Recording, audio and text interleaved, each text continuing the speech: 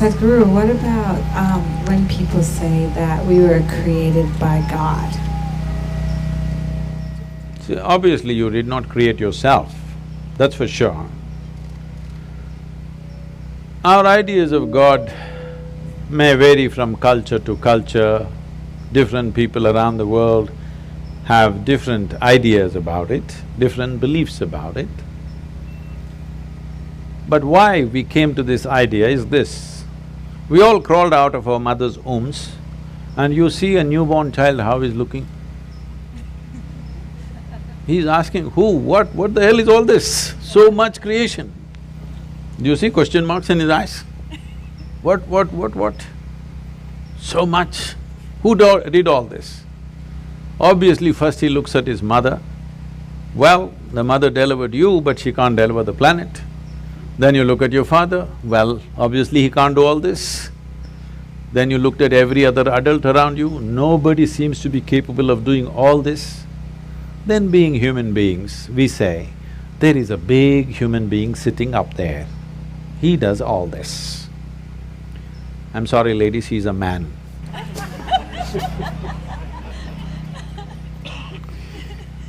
Because we are human, we are thinking a big human is up there.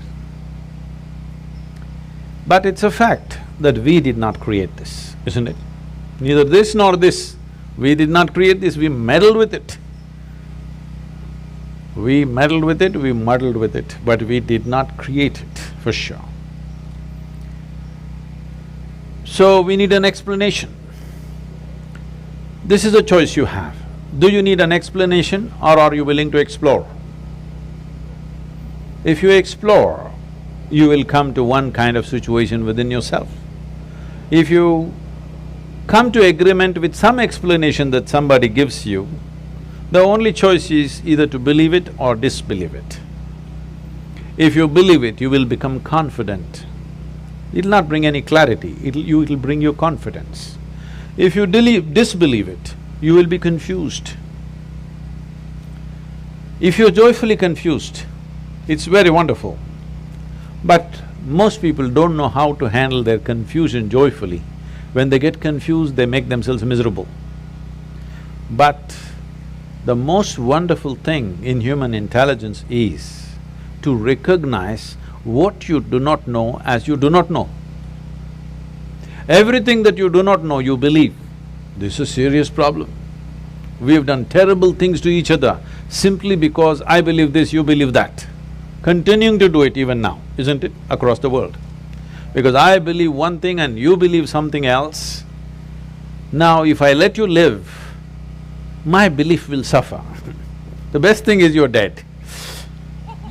Yes because you believe something else is the truth and I believe something else is the truth, now both of us can't live in one place. We can pretend for some time. When it comes to real issues, we can't be in one place. Why is it's so difficult?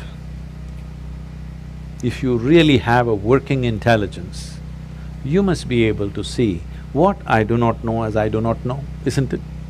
Is it not very human and very wonderful to see what I do not know, what's the big deal about it?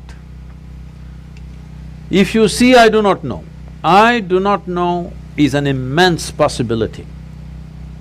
Only when you see I do not know, the possibility of knowing becomes a reality. If you see I do not know, the longing to know, the seeking to know, and the possibility of knowing becomes a living reality. Everything that you do not know, you believe.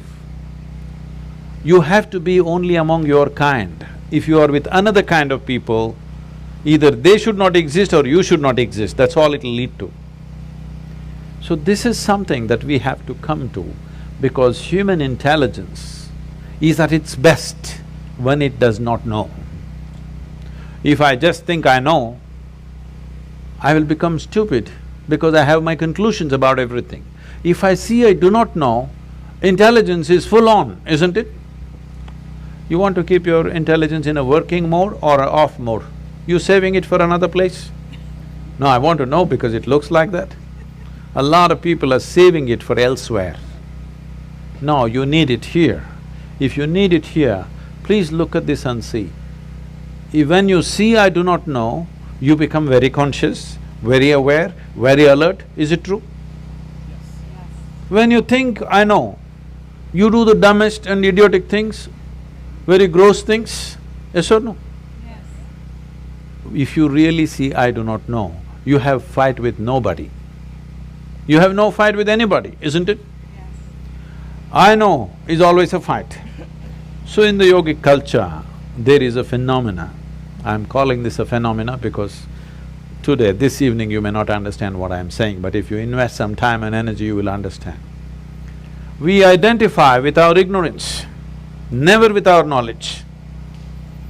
Because it doesn't matter how much you know, if you read the libraries on the planet, still what you know is the minuscule in this existence, isn't it? Hello? Yes. But your ignorance is boundless. Yes or no? Yes. So, if you're identified with your ignorance, you will be borderless, boundless human being.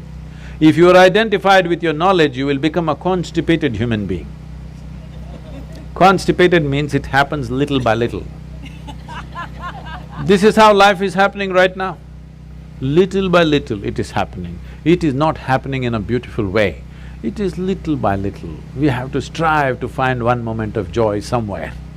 We have to do so many things to experience one moment of ecstasy. If you want to just live here, drenched with nameless ecstasies going on in every cell in your body, every moment of your life, then you must identify with your ignorance. You must come to terms with your ignorance. If you come to terms with your ignorance and pay enough attention, if you're ignorant, you naturally pay attention, isn't it? If you pay enough attention, you will see with all this scientific knowledge that we have, we still do not know one atom in its entirety. We know how to use them, we know how to break them, we know how to fuse them, we know how to make them explode, but we don't know what the hell it is even today. Yes or no? So if you pay enough attention, you clearly realize you don't know a thing. Well, he asked that question, this is all I did. When I was just 4.5 years of age, I suddenly realized I don't know a thing. So if somebody gave me a glass of water, I'm just looking at the water because I do not know what is water. Well, I know how to use the water, but I don't know what it is. Even today you don't know what it is. If I find a leaf, I'm staring at it for 4-5 hours. If I sit up in my bed, I'm just staring at the darkness for the entire night. My dear father, being a physician, he started thinking I need psychiatric evaluation. So this boy is simply staring at something all the time. My problem is I look at this, I still don't know this, so I'm not able to shift my attention to anything else. If I look at this, I'm just looking at this because I've still not figured this out. So if you pay enough attention, this universe opens its doors only to those who pay enough attention. Whichever door has been opened for you in your life has opened because you paid attention to that dimension of life, yes or no? Yes. That's the only way it works. Now, if your attention is such, it is not seeking anything, but it's simply attentive. It pays attention to everything. It does not decide an elephant is more important than an ant. It just pays attention to everything because this is the nature of creation. If you look at an ant, have you paid enough attention to an ant ever? I spent a lot of time with them. Believe me, it's one of the finest machines on the planet. Yes or no? If you had a car like this, you know, you could do all the California deserts effortlessly. It's such a fine machine, it's not a simple thing.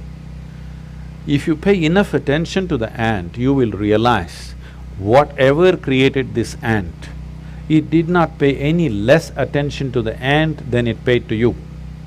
Yes or no? Yes. Then who the hell are you to decide who should get more attention and less attention? It is just that you have to sharpen your ability to pay attention, not to any particular thing, to simply pay attention.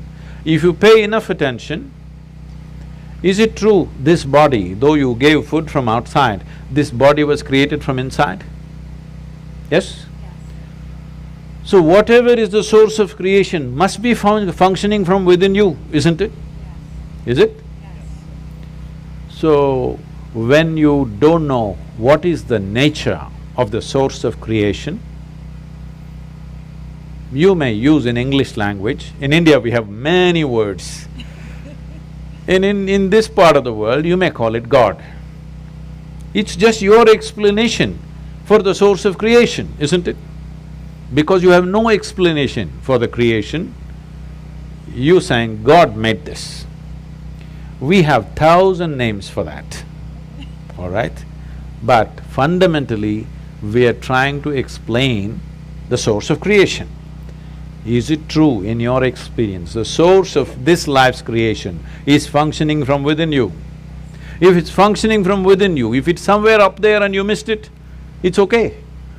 If it's happening from within you and you missed it, isn't it a tragedy? Hello? Yes. If the source of creation is throbbing within you and you did not notice it, are you not a tragedy? Yes. So my entire life and work is to just avoid the tragedy for people. Thank you. Thank you very much.